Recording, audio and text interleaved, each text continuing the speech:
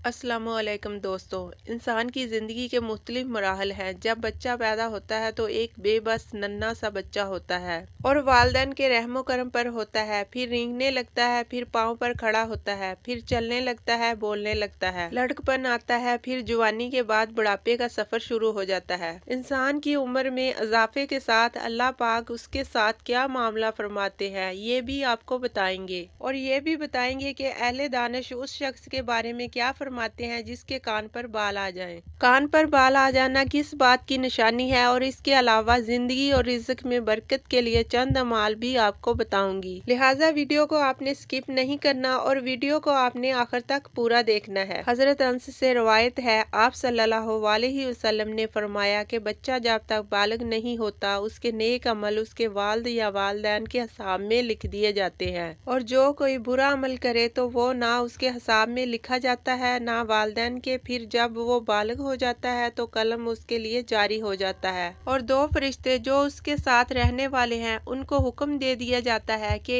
इसकी हिफाजत करें और कुव्वत बहम पहुँचाएं। जब हालत इस्लाम में 40 साल की उम्र को पहुँच जाता है तो अल्लाह ताला उसको 3 किस्म की बीमारियों, जुनून, जजाम और बर्स से महफूज कर देते हैं। जब 50 साल की उम्र को पहुँचता है तो अल्लाह ताला उसका हिसाब हल्का कर देते हैं। जब 60 साल को पहुँचता है तो अल्लाह ताला उसको अपनी तरफ रजू की तौफीक देते हैं। जब 70 साल को पहुँचता है तो सब आसमान वाले उससे मोहब्बत करने लगते हैं, और जब 80 साल को पहुँचता है तो अल्लाह ताला उसके हसनात को लिखते हैं, और जब 90 साल को पहुँचता है तो अल्लाह ताला उसके अगले पिछले गुनाह माफ फरमा देते हैं, और उसको अपने घर वालों के मामले में शफाअत करने का हक देते हैं। इसकी शफाअत कबूल फरमाते हैं, और उसका लक़ब अमीन यानी ज़मीन में अल्लाह का कैदी हो जाता है कि उसकी उम्र में पहुंचकर अमूमन इंसान की कुव्वत ख़त्म हो जाती है।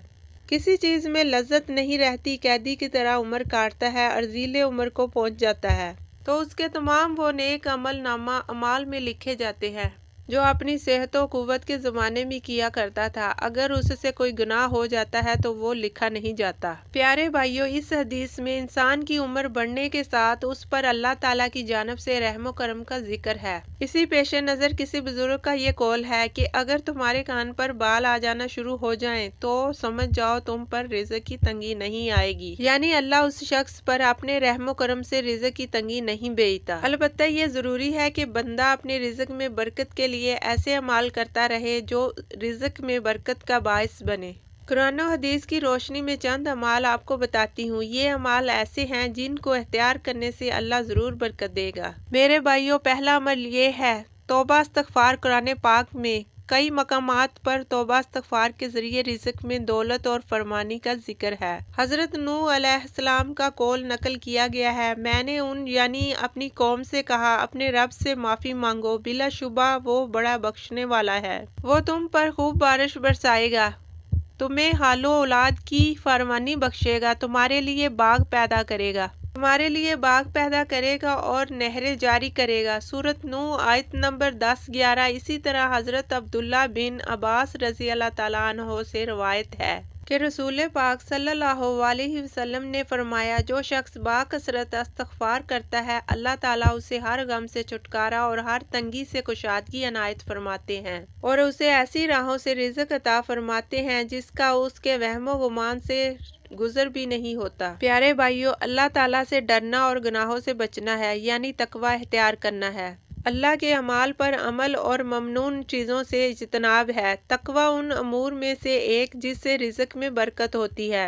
अल्लाह ताला फरमाते हैं, जो अल्लाह से डरेगा अल्लाह उसके लिए राह निकाल देगा और उसको वहाँ से रिज़्क देगा जहाँ से उसको गुमान भी ना होगा।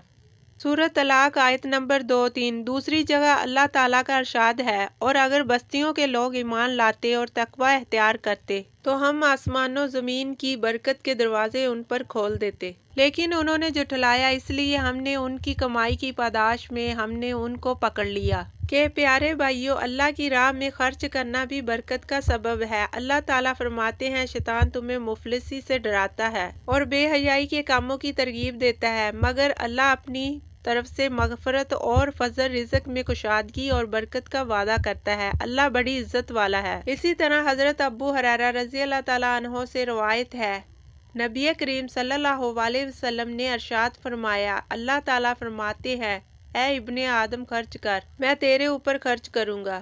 میرے بھائی اور رشتہ داروں کے ساتھ بھی حسن سلوک بھی برکت کا باعث ہے، جیسا کہ حضرت ابو ہریرہ رضی اللہ تعالیٰ عنہ سے روایت ہے، رسول کریم صلی اللہ علیہ وسلم نے فرمایا، جسے رزق اور لمبی عمر کی خواہش ہو وہ رشتہ داروں کے ساتھ اچھا برتاؤ کرے۔ اس کے علاوہ کمزوروں کے ساتھ حسن سلوک بھی برکت کا باعث ہے، جیسا کہ نبی کریم صلی اللہ علیہ وسلم نے فرمایا، بندوں کو ان کی کمزوریوں کی وجہ سے رزق ملتا ہے اور ان کی مدد کی جاتی ہے۔ دوستو، اگر آپ کو ہماری آج کی یہ ویڈیو پسند آئی ہے تو آپ سے گزارش کرتے ہیں آپ ہمارے چینل کو ضرور سبسکرائب کر لیں اور ساتھ لگے بیل کے بٹن کو پریس کر لیں تاکہ ہماری آنے والی نیو ویڈیو کا نوٹیفیکیشن آپ کو ملتا رہے۔